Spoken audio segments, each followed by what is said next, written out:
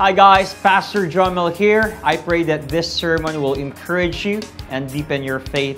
Kung na-bless po kayo sa message nito, please like and share and tag someone and let's spread the word about the goodness and love of our God. Mabuhay po. Napakabuti po ng Panginoon sa simbahang ito dahil nagpapatuloy tayo. And anyway, gusto ko pong batiin lahat ng mga tatay na nandito. Happy Father's Day po. May mga tatay na ba dito? Magiging tatay? Or mukha ng tatay, di ba? Or nanay kayo pero nagpakatatay kayo. Di ba? Mabuhay kayo at pagpalain po kayo ng Panginoon. Lord, we bless the fathers at magiging father at mga parang father, Lord. Amen. We honor you, our Father who art in heaven. Hallowed be your name. Your kingdom come will be done as it is on earth as it is in heaven. So, napakabuti ng Panginoon sa simbaang ito dahil palakas po tayo ng palakas. At napaka-blessed natin ngayon dahil hindi ko na po magpapaligoy-ligoy pa. No? Mag-o-open po tayo ngayon ng panibagong series and we're calling it The Church or Strong. And it will talk about the church and para po magkaroon tayo ng biblical perspective, ano bang ibig sabihin ng church? Some of you here, you are attending sa isang denomination like Bethany. Ang Bethany po ay hindi yun yung church. Okay? That is the name of the church. Right? So, the church is you. Para at least, paglabas natin dito sa church, kasi nagtipon-tipon po tayo at sa building na to, sasabihin mo, grabe, ang saya sa church, ang saya kasama ng mga tao, yung God's people, because that is the church. Ngayon po, mag-open tayo ng panibagong series or ng bagong series which is entitled Strong para po magkaroon tayo ng background sa church biblically. A lot of us today, we're not aware what's the meaning of the church. We're not aware why church? Why go to church? Why should I go to church again and again and again and again? Now, we're going to understand the roles and biblical perspectives and of course, our divine calling as a church. And today po, tatlong bagay po ang bibigyan natin ng pansin. And I want you to focus dahil ito pong message natin ngayon, ating week 1, will be our foundational. Will be our fundamental. Ito po yung pinaka-major. So that next week, we're going to appreciate the next topics and next preachings. So tatlong bagay po ang ating pag-uusapan ngayon. Introduction of ecclesiology. Number 2 is images of the church biblically. Dahil marami pong mga ibig sabihin ng church na hindi biblical at scriptural. At ngayon, lahat ng sasabihin natin ay hango sa Bible. Yun ang maganda na pag-aralan po natin. And the last one is the invisible and the visible church. So sa tatlong ito, dito po tayo iikot at pag-uusapan natin and this would be foundational and fundamental so that we will enjoy the series. If you will miss this, and if you will not take heed or hindi po kayo makikinig ngayon, you will not appreciate the next preaching unless babalik kayo sa live video natin, live service natin. But maganda makinig na tayo ngayon. Amen? Sabi mo sa katabi mo, makikinig ako, hindi ko tutulugan si pastor. Amen, church? Okay. Hallelujah. So, the title of our message for today, okay, hindi mo na ako fiery ngayon, ha? Ayun, wala mo nang sigaw-sigaw na, oh, God loves you! God will bless you! Wala mo nang gano'n. Ano muna ako? Teacher muna ako ngayon. Okay ba yun?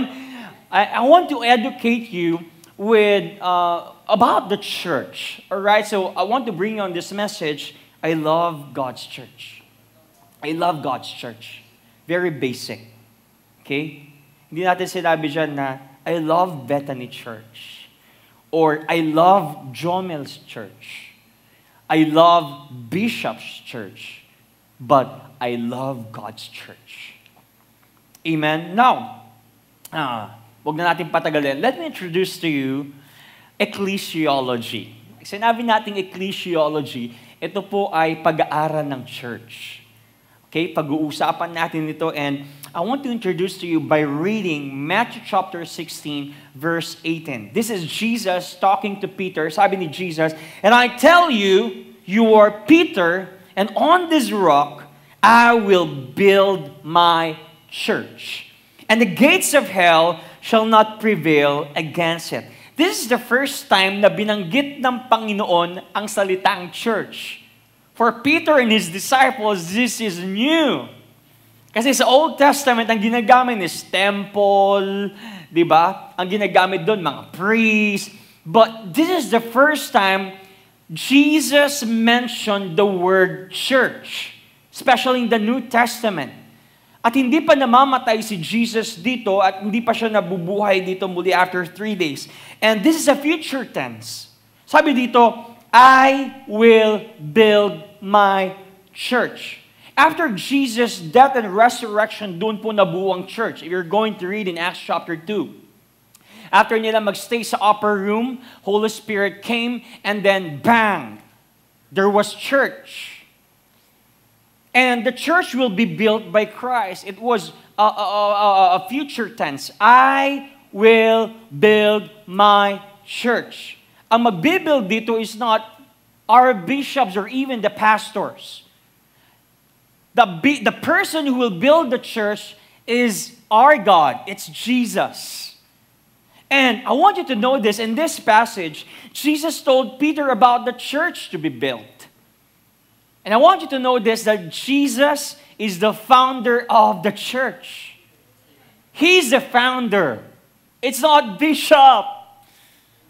It's not even Jomildi. It's not even Peter.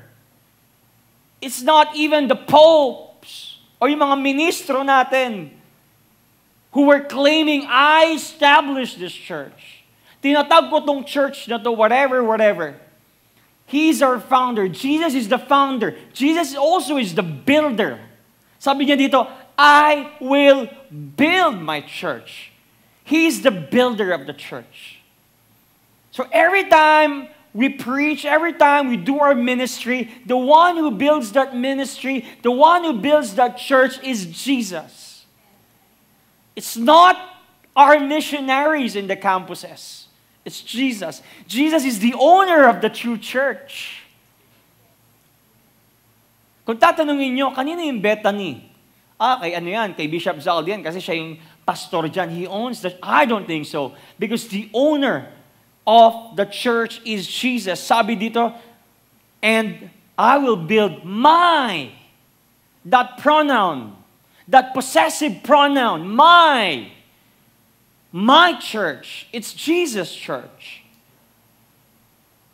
And Jesus is the power of the true church. The Bible said, and the gates of hell shall not prevail against it. When you are in the church, you have the power of the Lord because the one who gives the power is Jesus. So si Jesus po ang nagbibigay ng power. The church is His church, not us. Now, para po mas maintindihan natin anong ibig sabihin ng church or ecclesiology, in Greek word meaning ecclesia, sabi nyo ecclesia. Ecclesia. Ecclesia, ecclesia. Now, the word ecclesia is made up of the prefix ek. Ek, sabi nyo ek. Ek means out of or from. Diba? For example, out of or from, ek. Okay? And a form of the verb kaleo, sabi nyo kaleo. Kaleo which means to call. Ek means from or out of, kaleo means to call. Kaya pag binasa nyo to, it means ecclesia means the called out ones. The called out ones. Saan tayo tinawag mula?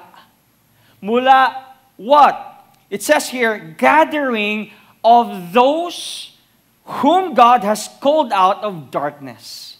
We are called out from the darkness. At ngayon, nasa liwanag na tayo. Into light, from death to life, from ignorance to truth, and from blindness to sight. So what do we mean by a church? It does not, in the Bible, in the New Testament, it does not refer to a building. It does not refer to an organization or to an institution or denomination. And there are people whom God called. Sino dito naniniwala na tinawag tayo ng Panginoon?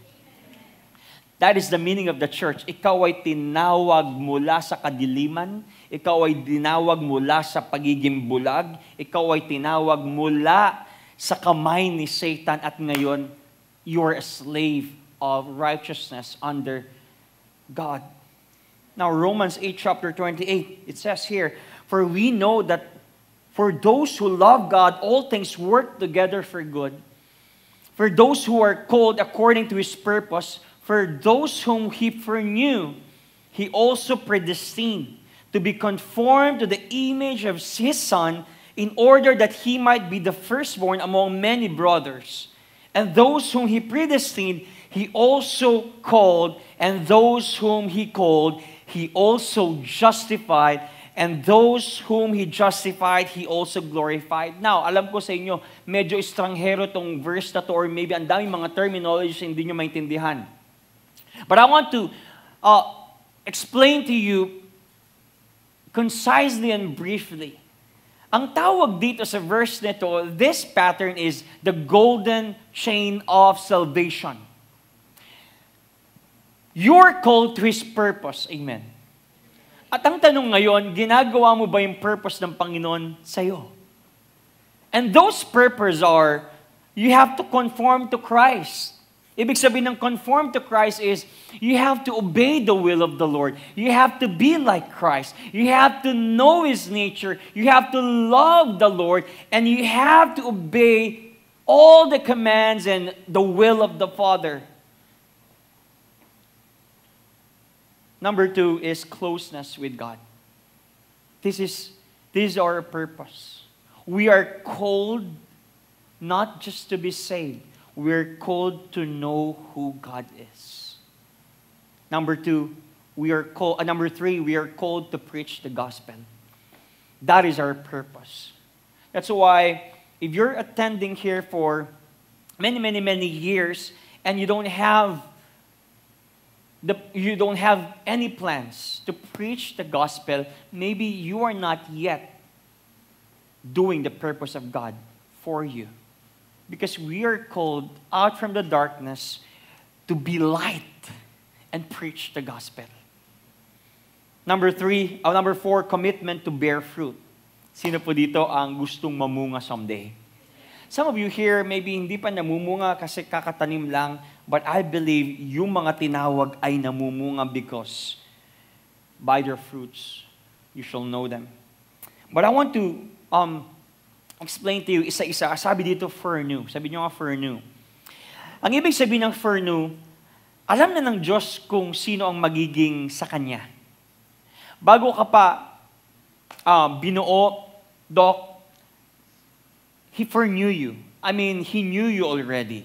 Bago ka pa niya nilikha, nakita na niya si Joshua ng 1993. At dahil kilala ka na niya at alam niyang magiging sa kanya ka, may tayong tinatawag na predestination.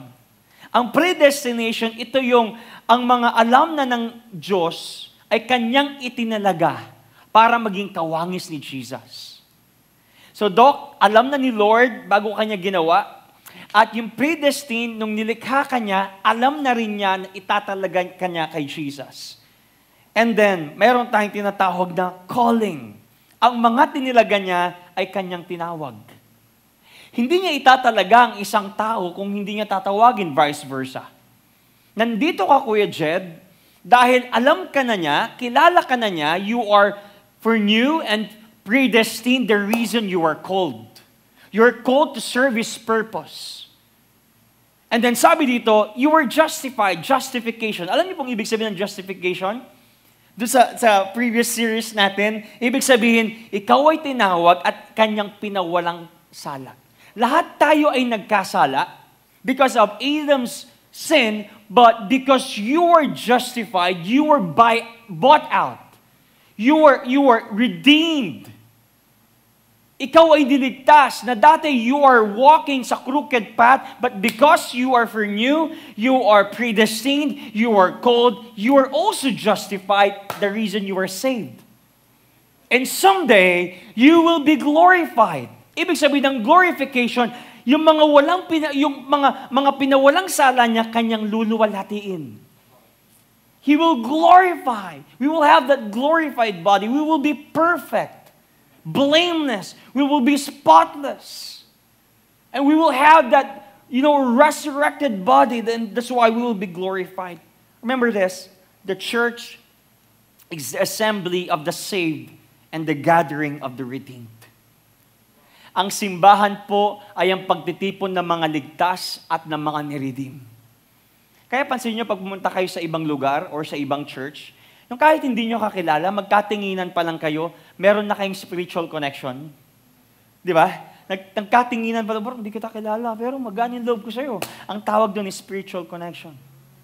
Di ba? Marami na kayong mga hands, signal. Ang tawag doon is spiritual connection. Also, the church is gathering of those who are called to worship the one who called them. That's why it's fascinating na sasabihin natin nag-worship tayo, pero pag tinanong mo, sino bang wino-worship mo sa church? Dahil nag-gather ang mga ligtas, nag-gather ang mga redeemed para i-worship yung person na tumawag sa kanila. We are called to worship God, not any of man-made idol. Because the church is the kingdom of God on earth. What I mean by that? What I mean by that is that people ruled and owned by King Jesus. In fact, the Greek word kyriakon, from which we get the English word church. Kyriakon refers to those who are possessed or owned by the Kairos, our Lord. The church is owned by God. The church is owned by the Lord. Therefore, the church listens to the Lord. Through the scripture. That's why it's fascinating if you're professing and if you're confessing, I'm a Christian, I'm a believer, but you are not listening with the scripture and the voice of the Lord through the scripture. The church listens to the Lord, not to the pastor. Because what I'm preaching, what I'm telling you, what I am heralding, what I am relaying to you is from the Holy Scripture. I don't fabricate things. Lahat ng sinasabi ng mga preachers ay galing sa kanyang scripture. Yes, we're doing application, but the basis of our application is the scripture. We don't get it from Instagram, na nakita mo lang na may isa reels for 1 minute and then in-apply mo na at yun yung preach mo. No, we don't do that. That's not the word. That's the world. At linawin ko lang, ang church ay hindi kay pastor or sa isang grupo ng mga mayayaman o banal. It's God's. Christ is the chief shepherd. Our Lord, and He is our master, and we are His slaves. And if you know that we are His slaves, therefore you listen to your master through the scripture. And that is the introduction of the ecclesiology. Number 2, images of the church biblically. Images of the church biblically. I want to show to you the nature and characteristics of the church. Because many people today have different understanding and meaning of a church. What is a church? And sometimes ang nakikita po natin sa church, or the main purpose of the church, is about the place. Saan ka pupunta? Sa church. Saan yung church nyo? Sa Kaburnay. Yun yung church namin eh. And it talks about facility. It talks about architectural design. It talks about aircon. It talks about drums. It talks about our facilities and the audio and the lightings. And we think that is the church. The comfortability, the aircon, the chairs, this building, And we think that is the church.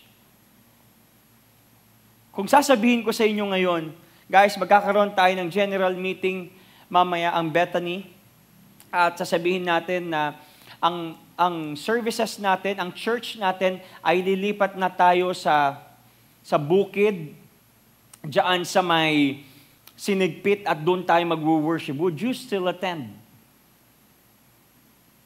Because to us, some of us, we think this building is the church. Kapag wala na tong building na to, kapag wala na tong aircon na to, kapag wala na tong mga magagandang music na to, kapag wala na tong mga magagandang iPad, and etc., we think, we're not a church. Ano bang church ito? Hindi church ito. But church is a gathering of people who are saved and redeemed. It's not about it's not about the building and the comfortability. It's not about the aircon. It is about the assembly. We are the church. Whether we're called to have service in the field or in plaza, mainit, we're experiencing scorching hot, the hotness of the sun, we still go because we believe we are the church. It's not the place. It's not the building. To some, they believe church is about personality. We go to church because ang gagaling ng mga kumakanta kanina. Ang mabait ng mga pastor. Ang mabait ng mga full-time dito. Pupunta ako. And to some, they believe the personalities are the church. The leader is the church. The preacher is the church. The song leader is the church. What if si pastor? What if si leader? What if si song leader? Puro strong words lang binabato. Would you still attend? What if biblical nang binabato? Hindi ka na na-entertain. Hindi ka ang boring nung service nila, wala man lang pailaw, wala man lang pausok-usok na gano'n, ang init doon, at saka yung pastor nila parang ganito, ganyan, baka yung leader nila hindi na makamansin. So I will not attend to that church because to some, akala nilang personality ang church.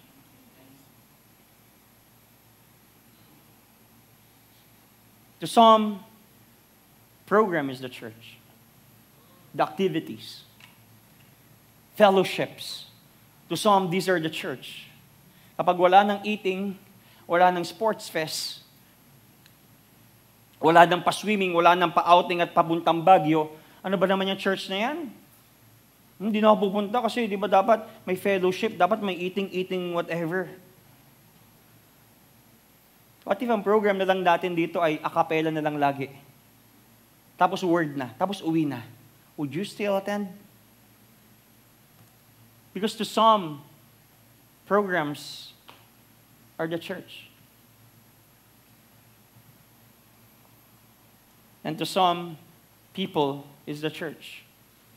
With their interactions, with their comfort groups, with their best friends. Kapag lumipat na ng lugar, na lumipat na ng church, hindi na nag-a-attend, hindi na ran-attend because they believe conversations and interactions and the people are the church. Kapag may isang grupo, comfort group, na offend yung isa, ayoko na dyan sa church, na offend na, lilipat na rin because they believe their comfort group is the church.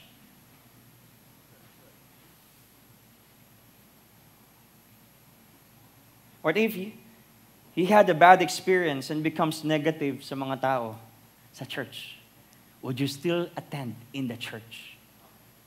Would you be still in the church?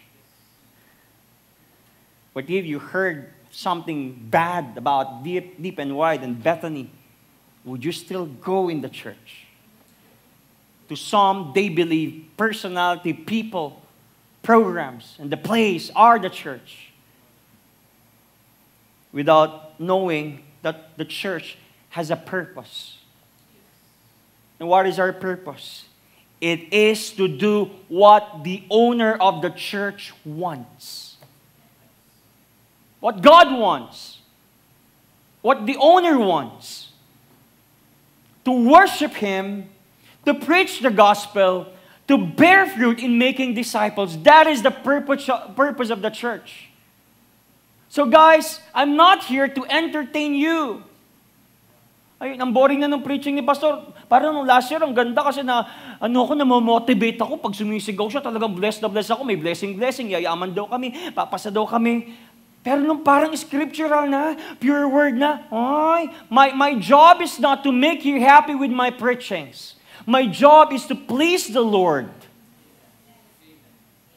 That is my job. Sanay na tayo sa mga reels. Puro motivational pero hindi scriptural. And the nature and characteristic of the church is, number one, the church is imperfect. The church is imperfect.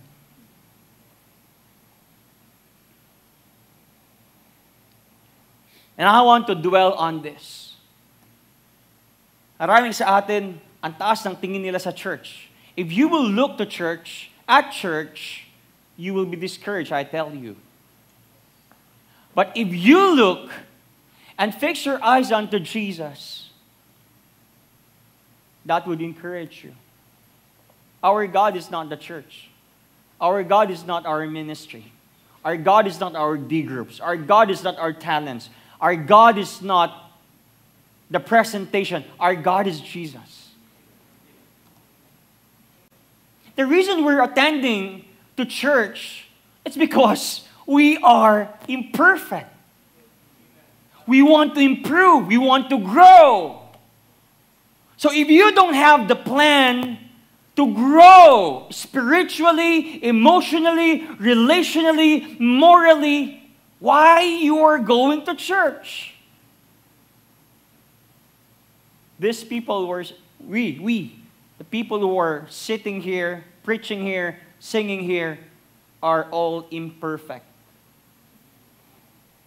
And I want to read Galatians chapter 2, verse 11, 14.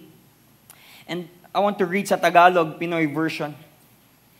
This is Paul and Peter. They're both apostles. Disciple ng Panginoon si Peter, si Paul apostle. But they're both apostles. But imagine this. Nakalagay dito, pinagalitan ni Paul si Peter. Nung bumisita si Peter sa Antioch, pinagalitan ko siya sa harap ng mga tao. Maling-mali kasi siya.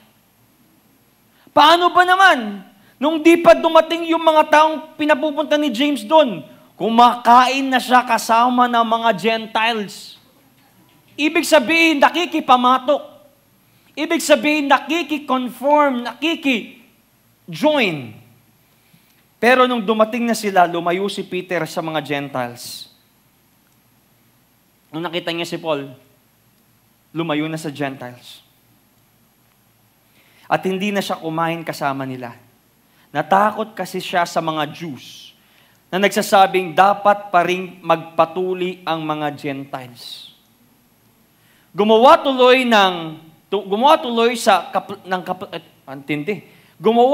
sa kaplastikan si Peter. Ang ibang mga Jews, pati si Barnabas na pagaya na din.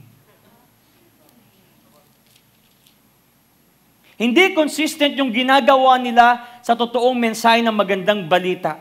Kasi nung nakita ko yun, pinagsabihan ko talaga si Peter sa harap nilang lahat. Sabi ko, ikaw nga Jew ka. Pero kung mamuhay ka, para kang di naman Jew. Para kang Gentile.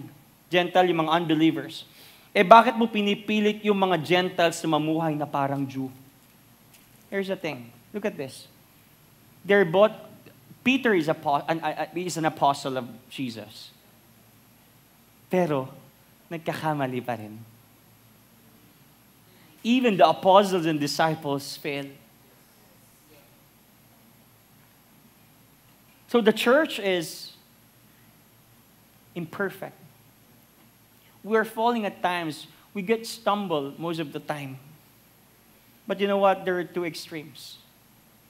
There are two extremes. The first extreme is this. We are using the imperfection of the church to excuse our sins. Imperfect ang church, di ba? And we use that as an excuse.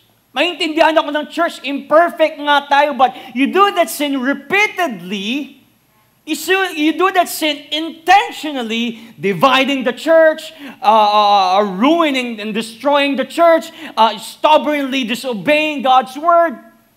And we use that imperfections to say, di ba, imperfect tayo, okay lang ito. That's the first extreme. And second extreme is, we are persecuting the church for its imperfections without understanding that its members are in an ongoing process of sanctification. I want to give you an analogy. Nung unang na-born again ka, of course, hindi mo pa naman alam na bawal pala magmura. Hindi mo naman pala alam na, actually, hindi mo naman pala alam na, okay, kailangan pala mag-church, kailangan palang umattend ng D-group, at pinapersecute mo itong mga taong ito. Ano ba naman yan? 1 week ng Christian, hindi pa rin nagdi-D-group. Kaya merong self-condemnation eh. Hindi ma-meet yung standard ng church. You're not giving them to produce fruits. Gusto ko magbigay ng illustration. For example, Doc, nagkaroon ka ng anak. 3 years old. Tapos sabi mo sa kanya, anak, 3 years old ka na, ba't wala ka pa rin bigote? Would you say that?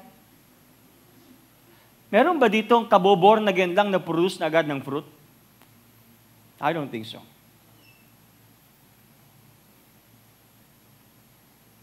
You know, church is like a hospital. There are people who need to be treated spiritually, morally, relationally, and emotionally. But remember this, not everyone will respond. Not everyone will respond immediately. Or will not respond totally. Hindi porket inoperahan sa puso ay mas survive at marirevive agad, Chet.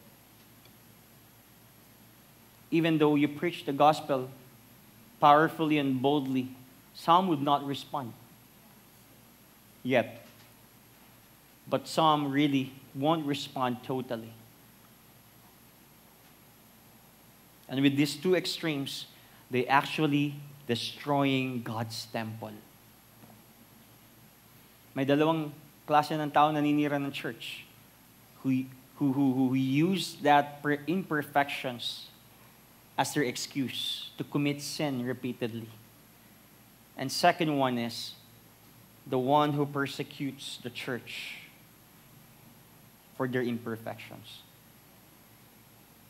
But in 1 Corinthians chapter 3, verse 16 to 17, don't you know that you yourselves are God's temple, and that God's Spirit dwells in your midst?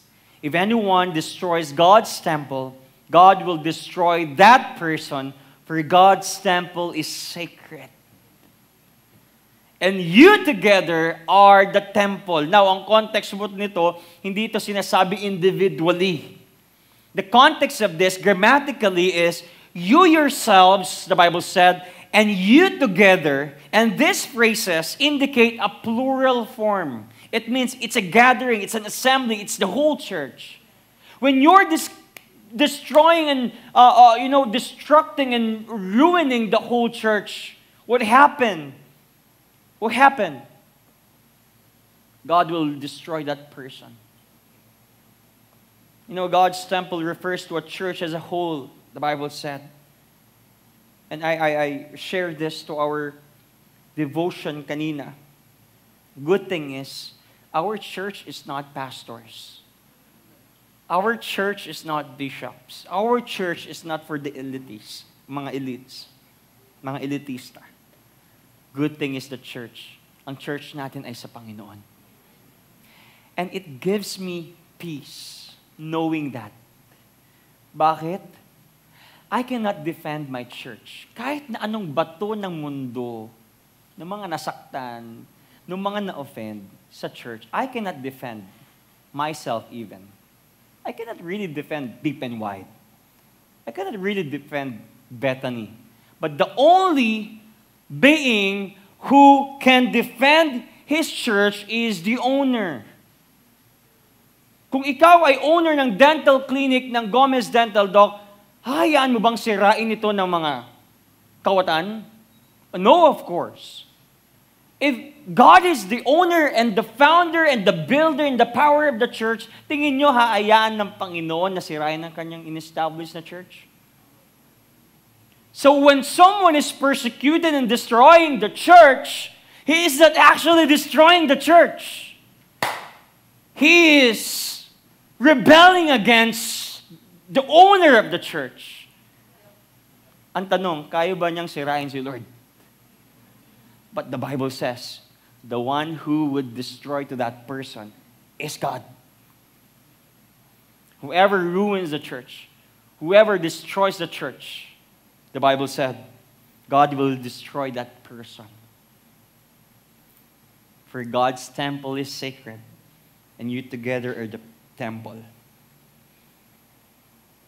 This is what happened sa mga Babylonians when they destroyed Solomon's temple. Binalikan sila ng Panginoon.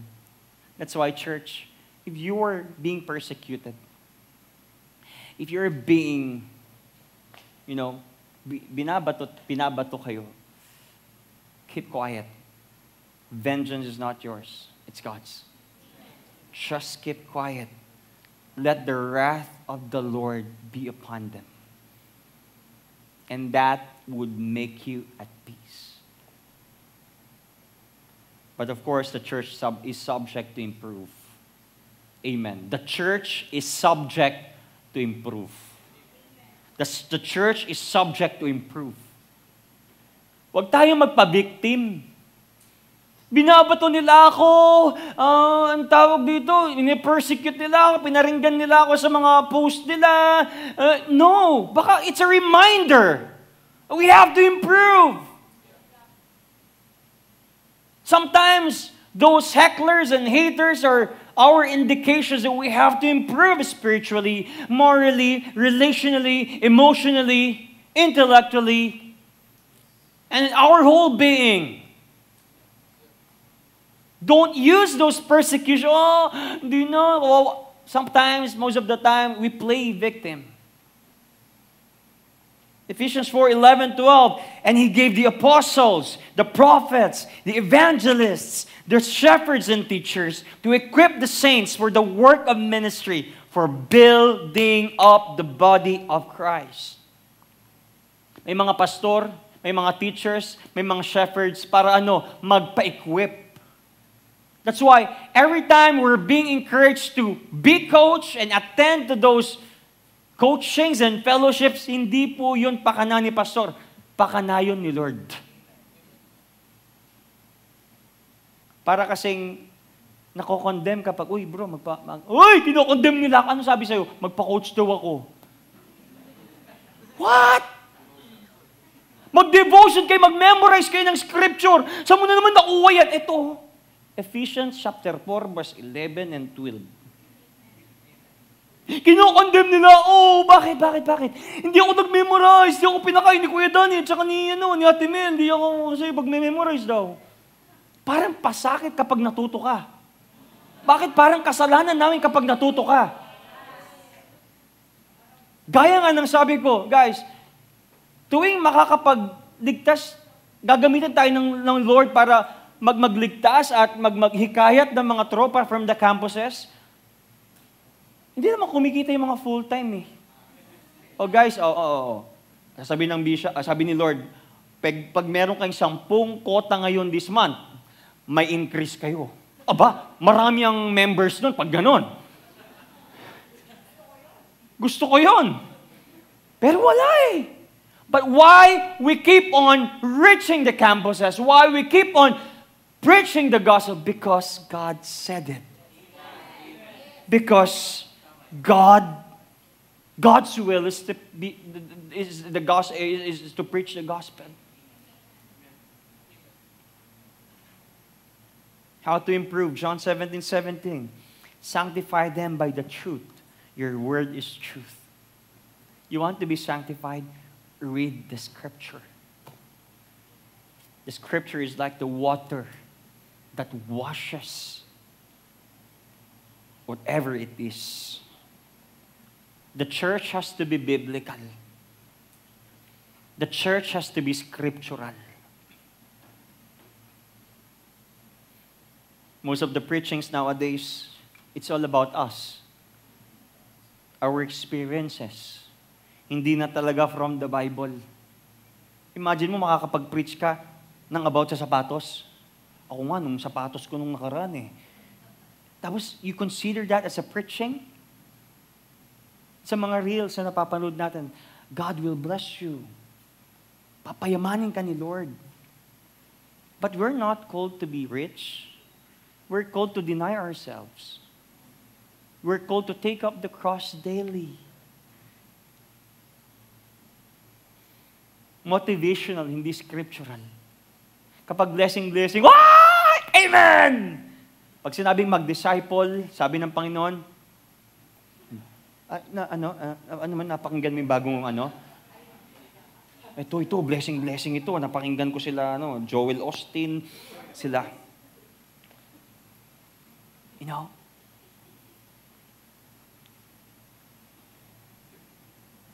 Entertaining but not sanctifying. We always want to be entertained. If you want to be entertained, go to concerts. Bini, sa may Baguio, meron sila. Bumili si Doc. Di niya ako sinama. Masama ang loob ko. You want to be entertained, go to concerts. But we're not called to be entertained. We're called to be sanctified. The church is interdependent. The church is interdependent. Members of the church rely on and support one another, functioning as a unified body. Sabi sa 1 Corinthians chapter 12, verse 25 to 27, so that there should be no division in the body, but that its parts should have equal concern for each other. If one part suffers, every part suffers with it. If one part is honored, every part rejoices with it. Now you are the body of Christ, and each one of you is a part of it. Sino dito nagkaroon na ng singaw? Ang singaw sobrang liit lang sa bibig nun eh. Pero buong katawan mo masakit. Nakakatamad mag-church. Bakit may singaw?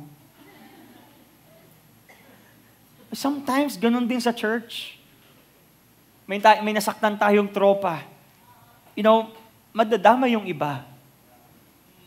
Pero kapag masaya yung isa, yumaman, nakapasa, masaya ang buong church. Because why? The church is like a body. Kapag may isang masakit, masakit lahat. Kapag may isang maganda, maganda lahat. That's why if we're dividing the church, if we are rebelling against the church, everyone suffers, the Bible said. But the good thing here, yes, you can divide, you can start division, you can persecute the church, but the church is invincible. The church is invincible. Alam niyo yung ibig sabihin ng invincible? Despite challenges and persecutions, the church will ultimately prevail according to God's promise. Ang maganda sa church, receive ng persecutions, receive ng setbacks, receive ng anything, praise God, the church has the ability to bounce back and the church has the ability to respond. Marami tayong mga tropa pag yung na broken heart, parang hindi na nag-mature, hindi na lumago. But the more na nasasaktan ng church, the more na nagiging strong. Why? Because the church of God is invincible. Matthew 16:18, and I tell you that you are Peter, and on this rock I will build my church, and the gates of Hades will not overcome it. You destroyed the people in it. Sirain niyo yung mga pastor sa Bethany. Sirain niyo yung mga ministers sa Deep and Wide. Sirain niyo yung church dito sa Kaburnay. The church will always remain. You ruin the pastors and its ministers, the church will always remain because the church is invincible. It's God's. So you cannot really destroy the church. Because if you can destroy the church, it means you can destroy God. Can you destroy God? So the church is invincible. What you're actually destroying is yourself.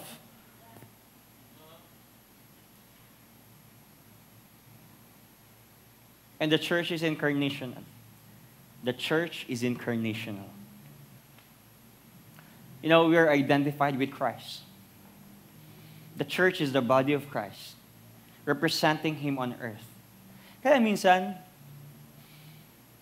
yung mga unbelievers, kapag nakita nila isang Kristiyano na parang hindi ginagawa yung will ng Panginoon, ay ganyan siguro yung Kristo nila, no? Ay siguro ganyan yung Kristo nila, nakakatawa pala yung Kristo nila. Kasi nag-a-attend sa church, pero parang hindi naman nag-church. John 13:34-35, a new command I give you, love one another as I have loved you. So you must love one another. By this, everyone will know that you are my disciples if you love one another. Are you still there? Are you learning? Now, I want you to understand this. Palalim na tayo ng palalim. I want you to understand this. One of my favorite authors in the seminary before, si Augustine. Sabi ni Augustine, the church is a corpus per mixtum. It's a Latin word. Ibig sabihin, church is a mixed body. Ang mga nasa church, halo-halo. Ang mga nasa church, iba-ibang tao. May mga makukulit, may mga mababait, may makukulit pero ligtas, may mabait pero hindi ligtas. May mga nagkamali noon tapos nagbago. May mga parang tumanggap noon pero nagbago worse. May development pero paurong. May development pero pag-growth. Sabi ni Augustine, ang pumupunta sa church ay iba-ibang tao. A corpus per mixtum. Now, I want to read this. In Matthew chapter 13, 14-30, the parable of the weeds, so that you will understand anong ibig sabihin ng church. Please listen. Let's listen. This is a very good passage. Jesus was telling a parable. Nagkikwento po siya ng parable. Kung babasahin niyo in Matthew chapter 13, nakalagay dyan, the parable of the weeds.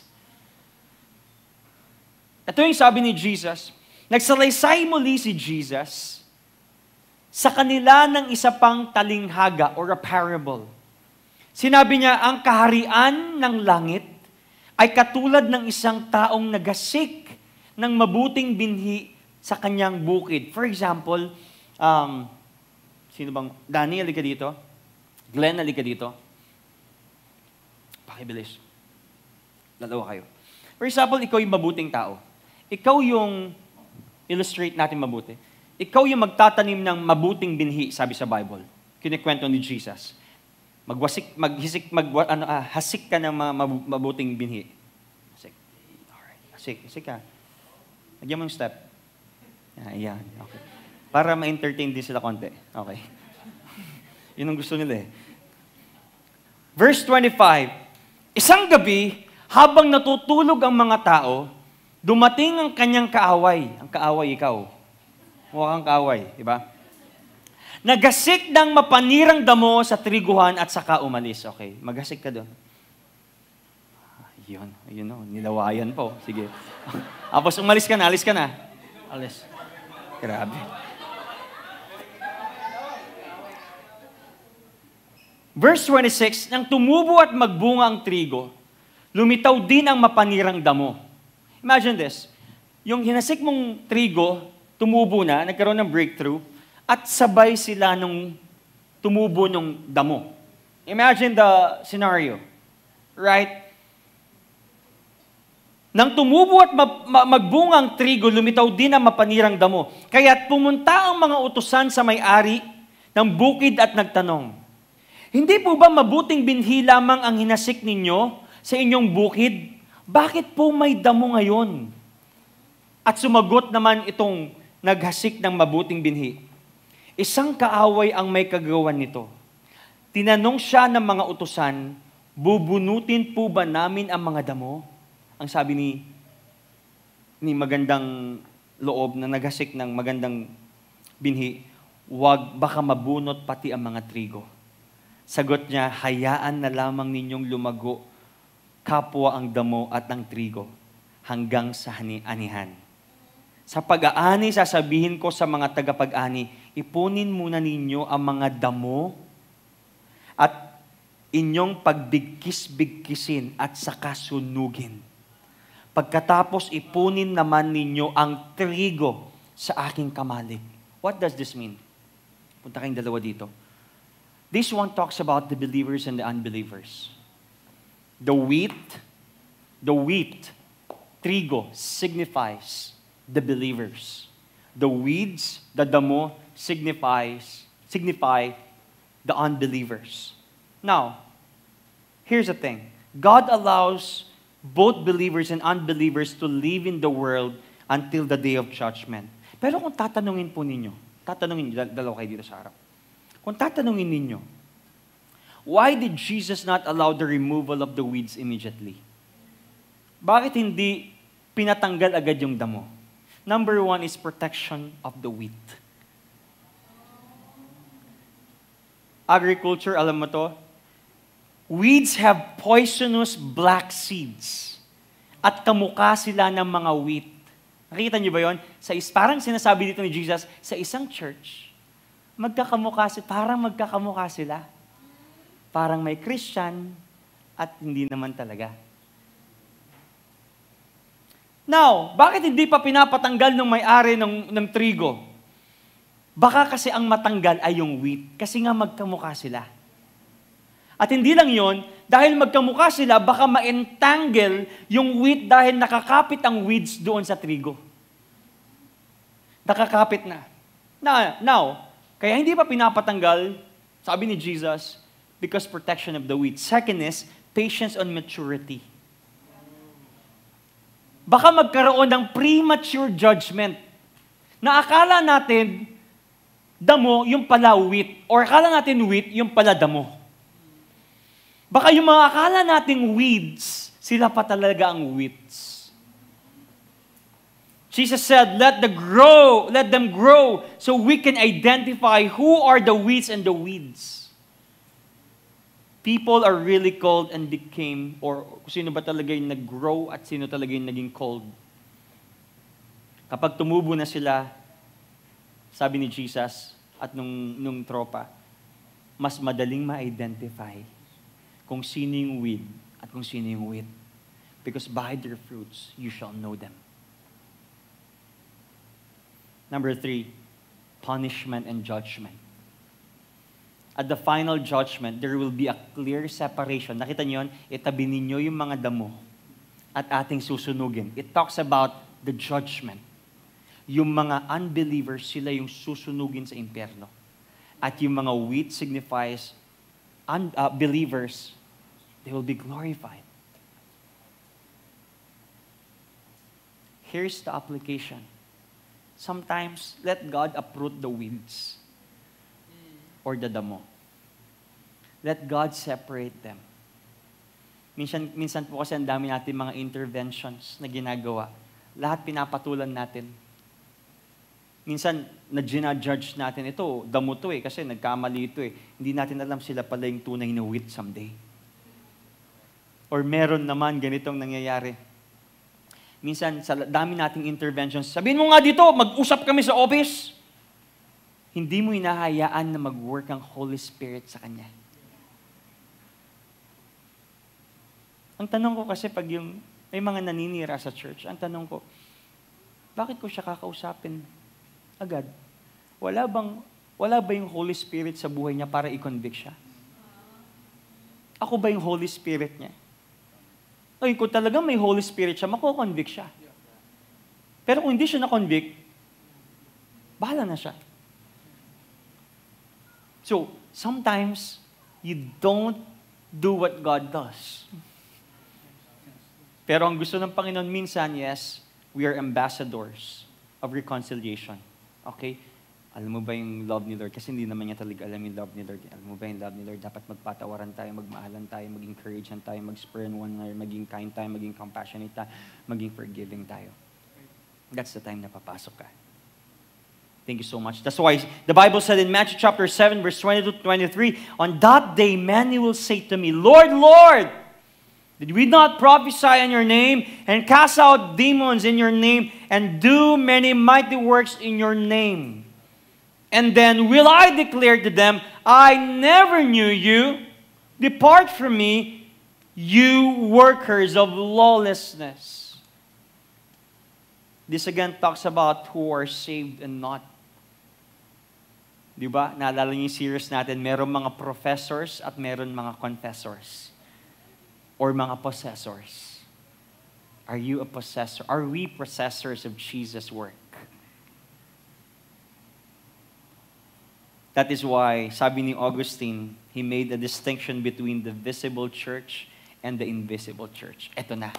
Andiyan pa ba kayo? Yes. Andiyan pa ba kayo? Last one, number 3. I want you to understand that. This, visible and the invisible and the visible church. Now, let me explain this unti-unti. Invisible church. The term invisible church refers to the true followers of Jesus Christ. Those who have genuinely experienced spiritual birth. Pag sinabi po nating invisible church, ito yung talagang church ni Lord. Okay? Imagine nyo na lang merong invisible na church. Pikit kayo at kayo yung si Lord yung pastor, siya yung chief shepherd, siya yung pastor ng Universal Church. At itong invisible church na to ay punong-puno ng mga taong niligtas at niredeem at pinili ng Panginoon. That is the invisible church. Ito yung mga totoong naniwala kay Jesus. Now, meron tayong tinatawag na visible church. The visible church, in contrast, the visible church includes everyone who says they are Christians and are part of the church community. Okay. Ang visible church is what people see. Kuya Jad, tumugtog ka kanina, nasa visible church ka. Umattend kayo ngayon sa church, dito sa building na to, this is the visible church. Mamaya may D-group kayo, that is the visible church. May gathering, mamaya kasi may Father's Day, whatever, may mga programs, that is the visible church. But here's the thing, hindi lahat ng uma-attend sa visible church ay pinili ng Panginoon. It includes both true believers and those who are seen to be believers on the outside. I want to give you a picture. For example, this is, picture please. This is the invisible church. Pag sinabi natin invisible church, ito yung mga pinili, mga born again, mga redeemed, at mga elect. Alright? That is the invisible church. Now, imagine the invisible church or the visible church. Ito yung nakikita. Nasa church kayo ngayon, nasa gathering kayo ngayon, may kumanta tayo kanina, mamaya may D-group, mamaya may fellowship, mamaya may kainan, or gusto mo magpabaptize, or gusto mong gawin yung mga ordinances, gusto mong gawin yung mga bagay-bagay, whatever, that is the visible church. Lahat ng nakikita nyo sa building na to, mga programs, people, personality, and the place, these are the visible church. Now, I want you to understand this. Sa visible church, yung kulay pula, meron dyan na hindi ligtas. Which is in the church, visible sa church. At meron din naman sa invisible church na ligtas pero wala sa visible church. Are you getting it? For example, hindi siya nakapag-attend, hindi siya member ng isang local church, pero ligtas siya. Maybe namatay agad, maybe nasa far lang barangay, maybe wala siyang community, whatever. But now, dapat tayo mga Christians, tayo mga believers, ay nandun tayo sa gitna. We should be here. We're part of the invisible church na mga talagang niligtas and also nakikita tayo sa visible church. Are you getting it? Nagets niyo ba? Ulitin ko. Yung invisible, ito yung pinili talaga ng Panginoon. Kaya ang tunay na church, Kuya Jed, is yung invisible church. Yun talaga yung church ng Panginoon. Merong mga visible church, yes, para gawin yung will ng Panginoon. Preaching, fellowship, and etc. Because if someone tells he is a Christian, we must assume he's telling the truth. Amen. And here's the thing. Problem sometimes, we are not able to read their hearts, our hearts. Tama? The true condition of his soul is something I cannot fully understand or see. But what is invisible to us is plainly visible to God. Alam ni Lord yung puso natin. I can be a preacher. I can be a song leader. I can be a D group leader. I can be a pastor. Na parang grabe si pastor, no? Christian talaga yun kasi nagpipreach eh. But we cannot hide something from the Lord because He sees everything.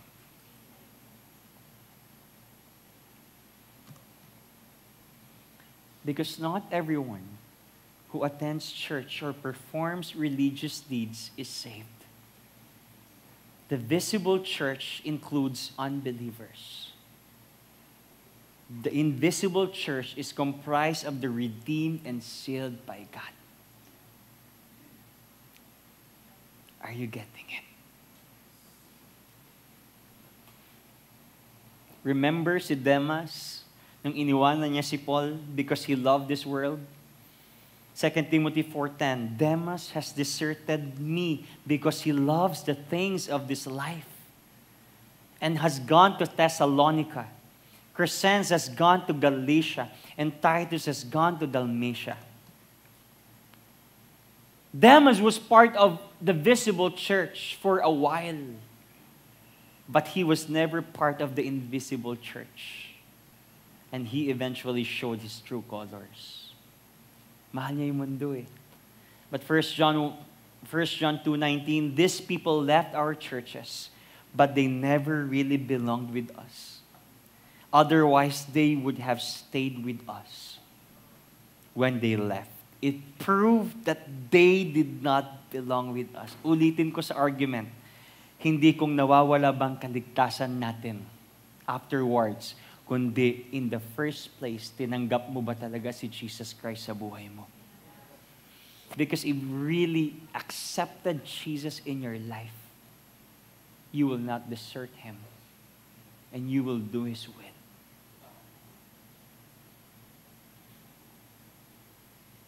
Now, I want to skip things.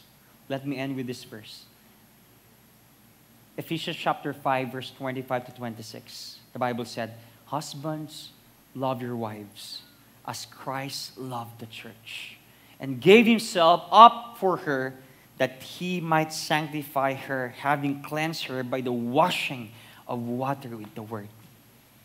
Now, why we should love the church? Simple lang. Because Christ loved the church. Church attendance is not just a good suggestion. It is God's will for us. Read Hebrews chapter 25, chapter 10, verse 25. And the question is this, why? Why should I go to church? Why should I go back to church? Because first, church is the place where believers can love one another. When you go to church, you can express the love of Jesus Christ to one another. Amen. Church is the place where believers can encourage one another. If you're discouraged, if you're disappointed, you can be encouraged. Yes, we're discouraged sometimes, we get offended, but the people who can encourage you, love you, are the people in the church. Church is the place where believers can spur one another to love and good works. Church is the place where believers can serve one another. Now, ang tanong, pag sinabi mo, saved naman ako, hindi ko na kailangan mag-church eh. Bakit pa ako pupunta dyan? Paano magagawa yung service sa ibang tao? Church is the place where believers can instruct one another. Church is the place where believers can honor one another. Church is the place where believers can be kind and compassionate to one another. Church is the place where believers can forgive one another. That is the importance of the church. Going to church is not a suggestion. It is God's will. Amen. Sabi mo sa katabi mo, will ni Lord na pumunta ka sa church. Amen.